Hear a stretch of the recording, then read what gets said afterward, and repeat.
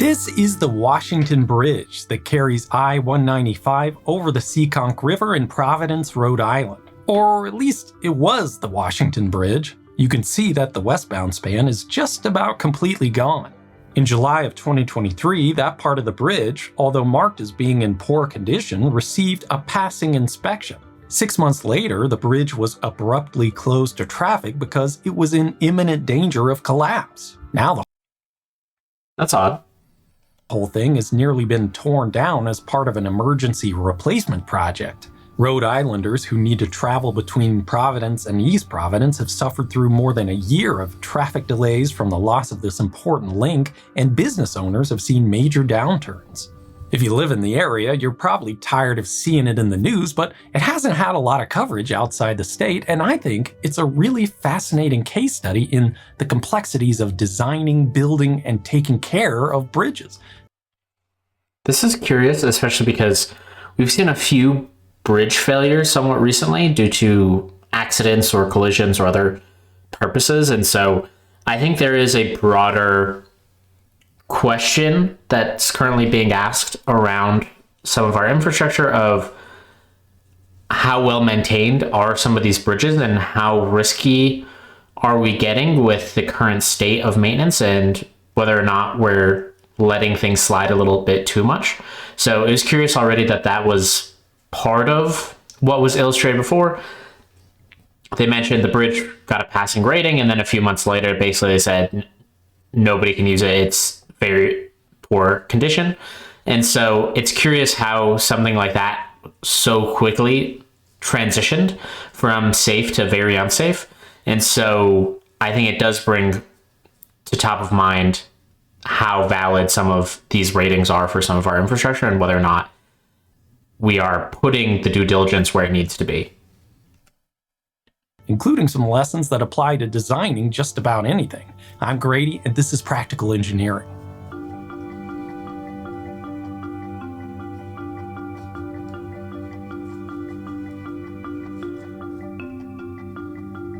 The original bridge over the Seekonk River was finished in 1930.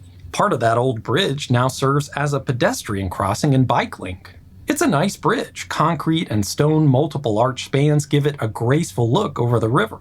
In 1959, when I-195 expanded to include this road, it quickly filled with traffic.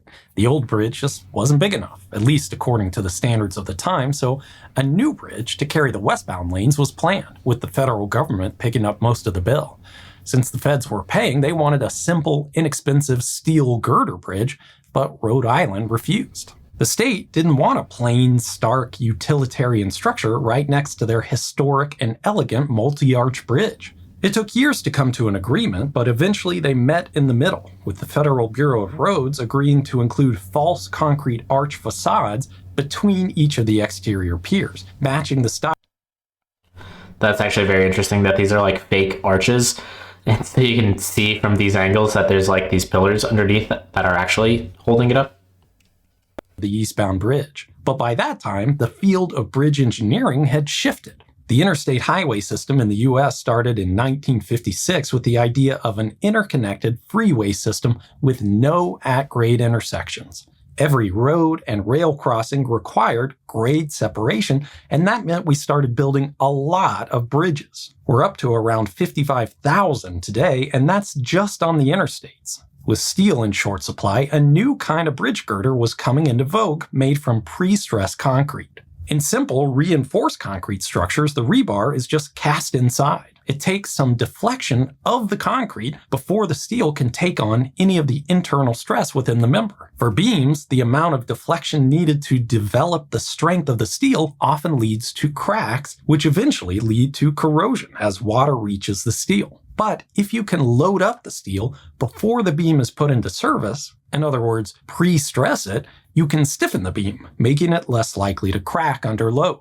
I have a whole video going into more detail about pre-stressed concrete if you want to learn more after this. If you've already seen it, then you know there are two main ways to do it. In some structures, the reinforcing steel is tensioned before the concrete's cast. This pre-tensioning is usually done in facilities with specialized equipment that can apply and hold those extreme forces while the concrete cures. Alternatively, you can do it on site by running steel tendons through hollow tubes in the concrete. Once it's cured, jacks are used to stress the tendons, a process called post-tensioning. The engineers for the westbound lanes of the Washington Bridge took advantage of this relatively new construction method, using both post-tension and pre-tension beams. While most of the grade separation bridges on interstate highways were rigidly standardized, this was a bridge unlike practically any other in the United States. It had 18 spans of varying structural types. Except for the navigation span for boats that use steel girders, the rest of the bridge passing over the water used cantilever beams. Rather than having the end of a beam sit on a pier like most beam bridges do, called simply supported, the primary beams in the Washington Bridge were supported at their center, cantilevering out in both directions. The pre-tension drop-in concrete girders were suspended between the cantilever arms. Those cantilever beams were post-tension structural members. 5 steel cables were run in hollow ducts from one end to the other, then tensioned to roughly 200,000 pounds, nearly a meganewton each, and locked off at anchorages on both ends. Then the ducts were filled with grout to bond the strands to the rest of the concrete member and protect them against corrosion. Most of the cantilever beams in the Washington Bridge were balanced, meaning they had roughly the same load on either side. But at the west abutment and navigation span, that wasn't true. You can see that these beams support a drop-in girder on one end, but the steel girders over the navigation span are simply supported on their piers. Since the cantilever beams weren't balanced, designers needed an alternative way to keep them from rotating atop the pier. So, steel rods called tie-downs were installed on each of the unbalanced cantilevers. In December 2023, the now 57-year-old westbound bridge was in the middle of a $64 million construction project to repair damaged concrete, widen the deck for another lane of traffic, and add a new off-ramp, with the goal of extending the bridge's life by 25 years. One of the engineers involved in that project was on-site and noticed something unusual under the navigation span. Some of the tie-down rods on the unbalanced cantilevers were completely broken. The finding was serious, so 3 days later, a more detailed inspection of the structure was carried out, discovering that half of the unbalanced cantilevers at Piers 6 and 7. Wow, half is quite a few. Especially since I believe when they started this segment again, they had mentioned how they got a passing grade on the stability of the bridge, I believe about 6 months before this is what they had mentioned. So that's very curious that about half of the rods had basically broken at this point in time 6 months later. So presumably it was nearly 50% 6 months prior. I can't imagine that all happened over the course of 6 months, especially since you can see sort of like the weathering and the rust, etc. that's going on here in these photos. The piers on either side of the navigation span were not performing as designed. The Rhode Island Department of Transportation closed the bridge to traffic that day, while the state could investigate the issue and come up with a solution. The closure snarled traffic on a crossing that was already regularly congested.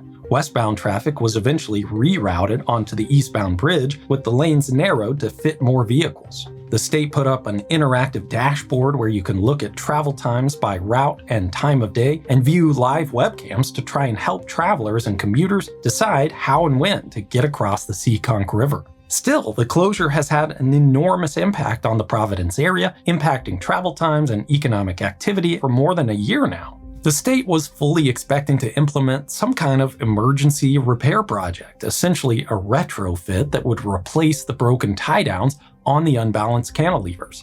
The project was designed and the contractor started installing work platforms below the bridge in January 2024. As they got access to the underside of the bridge, things started looking worse. Deteriorating concrete on the beams threatened to complicate the installation of the new tie-downs. So the state decided to do a more detailed investigation. They tested concrete in the beams, used ground-penetrating radar and ultrasound to inspect the tendon. Again, I think this is leading back to those earlier comments of this is a problem that I believe we're seeing in a number of bridges and infrastructure in the US at this point in time. Again, since there's been a few bridge collapses in the last year. And so again, it's phenomenal to me that this was a tested, basically approved bridge for functioning use. And then as they started to investigate, things were broken, and then even more things were broken afterwards. And so it's very curious how well we're validating the infrastructure that we currently have in place. And I think this one case is certainly worrying for myself to wonder how other bridges in America are doing. And even if they are given the thumbs up or approval for continued usage, when we clearly aren't doing that thorough of a job to ensure that is the case. Inside and even drilled into the beams to observe the actual condition of the post-tension cables. What they uncovered was a laundry list of serious issues. In addition to the failed tie-down rods, there were major problems with the beams themselves. The concrete was soft and damaged, in part because of freeze-thaw action. Like most concrete from the 1960s, there was no air entrainment in the concrete beams. This requirement in most modern concrete mixes, especially in northern climates, introduces tiny air bubbles that act like cushions to reduce damage when water freezes. Without air, concrete exposed to water and freezing conditions will spall, crack, and deteriorate over time. The post-tensioning system was also in bad condition. The anchorages at the end of the beams were corroded, and voids and soft grout were found within the cable ducts. When the inspectors drilled into the beams to reach one of the cables, they saw that the poor grout job had allowed water inside the duct, corroding the cable itself. Most of the damage was related to the condition and location of the joints in the bridge deck, which allowed water and salty snowmelt to leak down onto the structure below. If you saw my video on the Fern Hollow Bridge collapse in Pittsburgh, it was a similar situation. When the engineers analyzed the strength of the bridge, considering its actual condition, the results weren't good. With no traffic, the beams met the minimum requirements in the bridge code. When the traffic loads were applied, it was a totally different story. The code doesn't allow any tension to occur in a post-tension member, but you can see in the graph that the top of the beam is in tension across a large portion of its length. Worse than that, the engineers found that the beams were in a condition where failure would happen before you could see significant cracking in the concrete. In other words, if the beam was in structural distress, it likely wouldn't be caught during an inspection. There could be no warning before a potential failure. That is quite a scary thought that he's mentioning here. Again, going back to that earlier point that I keep making, which is this is a very curious scenario that exists. Even when they went through that documentation of what was broken and how they did further investigation, presumably that is non-standard to actually like drill holes into cement or concrete in order to observe sort of the inner supports or beams within a bridge, because obviously if you did enough inspections, then you would have damage that's occurring time after time after time and actually reducing the integrity of that bridge, I would assume. But the fact that so much of the key components of a bridge are not either checked or it's difficult to check those, but we're still sort of inspecting these bridges and giving them approval despite that lack of knowledge seems potentially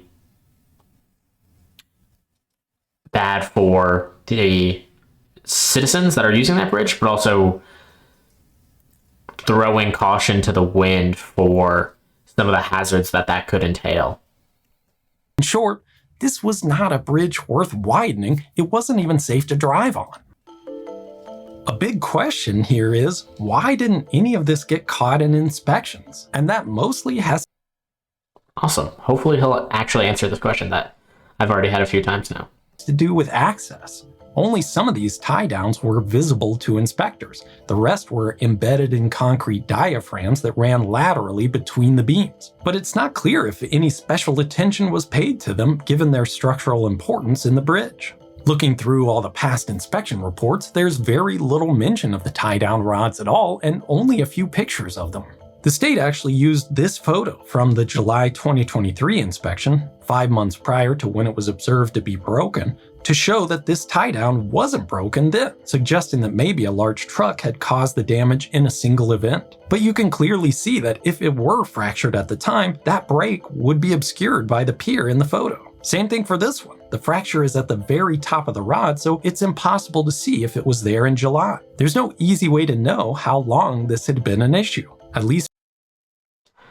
Yeah, those were good examples of the photos seem to have been just out of sight of what the damage could have been, and so it is very questionable whether or not that damage was there at that time, or if that person was just sort of doing a quick walkthrough and didn't pay all that close of attention towards the ends here and was just looking for very obvious issues. I'm leaning towards likely just knowing general human beings, we like to try to get our work done as easily and simply as possible. It's very rare for people to go above and beyond in their work on a day-to-day basis. Certainly, I think it's possible for people to do that. I know I try myself, but this is something where we can't all be going at 100% or 120% every single day, every single minute of that day. There's going to be times that you're tired, you're not paying attention, you're hungry, whatever it is that's going on. You had something happen in your personal life, you're not going to be able to notice every little thing. So to me, in those photos, it more seemed like it's likely possible that they were already broken, especially considering a 6-month span for it to go from not broken to pretty seriously broken. And those sort of edge cases of you likely needed a closer look that was unobstructed for you to actually see it to begin with, it seems like that could have been a problem at that time.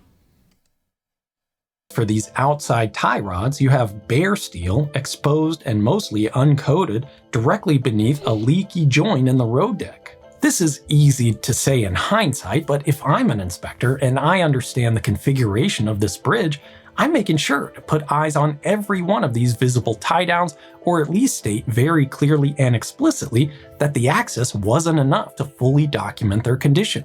And it's even worse for the post-tension anchorages in the beams. Those drop-in girders sat essentially flush with the ends of the beams, making it impossible to inspect their condition, let alone perform maintenance or repairs. Seismic retrofits installed in 1996 made access and visibility even tougher. And this is a perfect case study in the risks that hidden elements can pose. If you've ever done a renovation project on an older house, you know exactly how this goes. You start to change a light fixture, and next thing you know, there's a backhoe in your front yard. The bridge widening project uncovered the situation with the tie rods.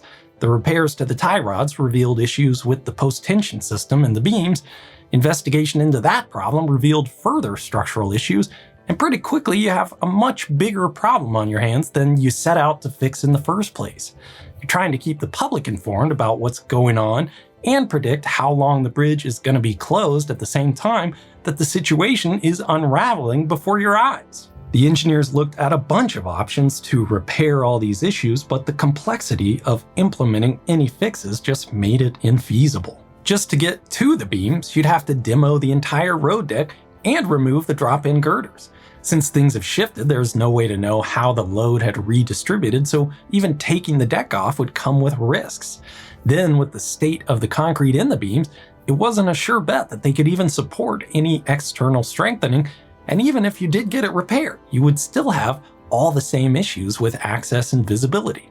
The report put it in plain words. The options for repair were limited, complex, and did not completely mitigate the identified risks with the structure. So eventually, the state decided to demolish the entire thing and start over. And that's where it stands, or doesn't stand right now. Demolition is well underway, but that's not the end of the mess. The state put out a request for proposals to design and build the replacement project in April 2024 with an aggressive schedule to finish construction by August 2026. Not a single contractor bid on the job, likely due to the difficult schedule and the inherent risks. The state planned to leave the substructure of the bridge, the piers and the piles, intact, giving the replacement contractor the option to reuse it as part of their design. It seems like no one could get comfortable with that idea, and I don't blame them considering how each milestone in this saga has only revealed new bad news about the condition of the bridge. In October, the state decided to just demo the substructure too, adding it to the existing contract. They started a new solicitation process, this time with 2 stages, to try and find a contractor willing to take on this project. The 2 finalists were announced in December, and they expect to award a contract this summer of 2025. But in the midst of just trying to figure out what to do with the bridge, the fight over who's responsible for all this chaos started. In August of 2024, the state filed a lawsuit against 13 companies, including firms that did the bridge inspection. Wow, 13 companies is a lot of companies. I could totally see the inspection company, because the inspection company, you couldn't even fully validate that you weren't able to see the failures in the photos that they presented from the 6 months prior. So my gut is saying they probably just took that photo, looked at the exact vantage point that they had taken the photo, and just said, we're good here, let's move on. And if you're paying somebody to make sure that the bridge is in good functioning order, especially if you've hired the same company year in, year out, they likely just did another check, said, yeah, it looks basically the same as the last time I checked it, we're all good here, and probably didn't do a deeper investigation. But it's curious how they had 13 companies here, alleging that they should have identified these structural issues earlier. At one point, the Attorney General stopped the demolition work to preserve evidence for the lawsuit, extending the timeline for a month. Then in January, the U.S. Department of Justice disclosed that they're investigating the state of Rhode Island under the False Claims Act. That's pretty fair. Considering it is their own bridge, they should certainly have been investigated themselves. And also they have this false claims portion, which is probably not good for them as well. Which comes into play when federal funds are misused or fraudulently obtained. The dual legal battles, one against the engineering firms and another potentially implicating the state, turned what was already a logistical and financial nightmare into a high-stakes showdown with millions of dollars and public trust hanging in the balance. Then in February, this video came out showing the demolition contractor dropping huge pieces of the cantilever beams onto the barges below, sparking a workplace safety investigation from OSHA. A fellow YouTube engineer, Casey Jones, has been covering a lot more detailed aspects of the situation if you want to keep up with the story, and I also have to shout out the local journalists who have done some fantastic work to keep the public apprised of the situation where maybe the state has faltered. This saga is far from over, and we're probably going to learn a lot more in the coming months and years. Maybe the inspectors really did neglect their duties to identify major problems. Maybe the state has some issues with its inspection and review program. Probably there's a little bit of both, but also this bridge had some bizarre design decisions that made a lot of these problems inevitable. Putting critical structural elements like tie-downs and post-tension anchorages where they can't be inspected or repaired is essentially like planting a time bomb. We're fortunate it was caught before it blew up. And a lot of those design decisions were driven by a roughly $5 million, adjusted for inflation, battle between Rhode Island and the federal government over the visual appearance of the bridge in 1965. Now it will cost... Yeah, that is pretty silly that they basically made the bridge unsafe because they wanted fake arches and other things here to make it look like a more visually appealing bridge. And this is definitely one of those things where it seems easy to fight for aesthetics over functionality in certain cases. You're just going to assume it's going to work.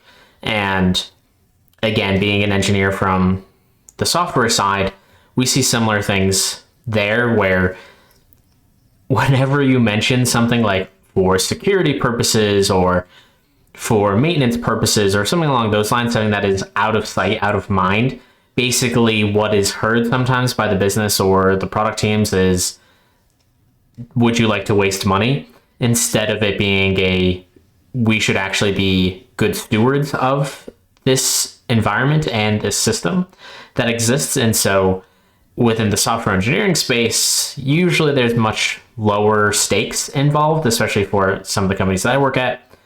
But if you work in like the military or the government or potentially like medical devices, that can become much more concerning when it could actually impact somebody's life, like these bridges, for instance. And so this is a scenario where I hope this doesn't happen as much for those types of engineers as it does for myself, but I wouldn't be surprised if it was very similar, because again, it's going to be people who don't really understand. They're used to it. Engineers are always concerned about something. They always have a comment about how things could be done better. And it sort of turns into like the boy who cried wolf in many of these situations, where they just get so used to people calling out how there's all these issues that exist, even though that is their job, and their job is to make sure those things are as well set up as they can possibly be. It sort of turns into noise over time, and because dollars are on the line, it's just easy to ignore them. And especially if you ignore it once and it's not really a problem, it sort of builds your confidence to keep ignoring these problems. And this is definitely something I see on the software side, and seems like it is likely true on the civil engineering side as well. I can't imagine the engineers who built this didn't realize that would be a problem for these things to be basically uninspectable, to the point where eventually it might just collapse without anybody knowing. That would have been a huge issue that I can't imagine an engineer who is actually building this and designing this wouldn't have been aware of. Roughly 20 times that just to tear the bridge down, and who knows how much to rebuild. The situation is a mess. It's an embarrassment for the state, a nightmare for the engineers and contractors who have worked on the bridge in the past, and a major problem for all the residents of Rhode Island who depend on this bridge. Every time I talk about failures, I get so much feedback about how bad US infrastructure is. And I don't want to sugarcoat this situation, but I do want to put it in context. This is one of roughly 617,000 bridges in the US, and in some ways, it's a success story. A serious problem was identified before it became a disaster, and the final outcome should be what was needed all along: replacing a bridge that had reached the end of its design life. It's not a bizarre situation that an old bridge was old. It happens all the time, and although sometimes the roadwork is frustrating, we generally understand that structures don't last forever, and eventually. I do appreciate that he did take that moment to highlight how many bridges exist, and that while we're digging into this one, it doesn't mean every single bridge is like this, and I think this does happen with news articles and other things along those lines as well. It's much more interesting to look at the bad cases, but then you sort of get biased towards thinking that that's a larger representation. So I'm glad that he took that moment there and agreed. At the end of the day, they did find these issues before it became a huge problem or put anybody in danger, hopefully. And so they did end up having to just have a larger rebuild project than they had planned, is really what ended that scenario. And so that's certainly better than alternatives that could have happened. And so I think that's a great perspective he added. Need to be replaced. But just like engineers design structures to be ductile, to fail with grace and warning, we want and need projects like this to happen in an orderly fashion. We should be able to recognize when replacement is necessary, plan ahead for the project, do a good job informing the public, and execute the job on a timeline that doesn't require panic, chaos, and emergency contracts. And the Washington Bridge is a perfect case study in why that's so important. Thank you for watching. If you've enjoyed what you've seen, please hit like or subscribe. I will see you around.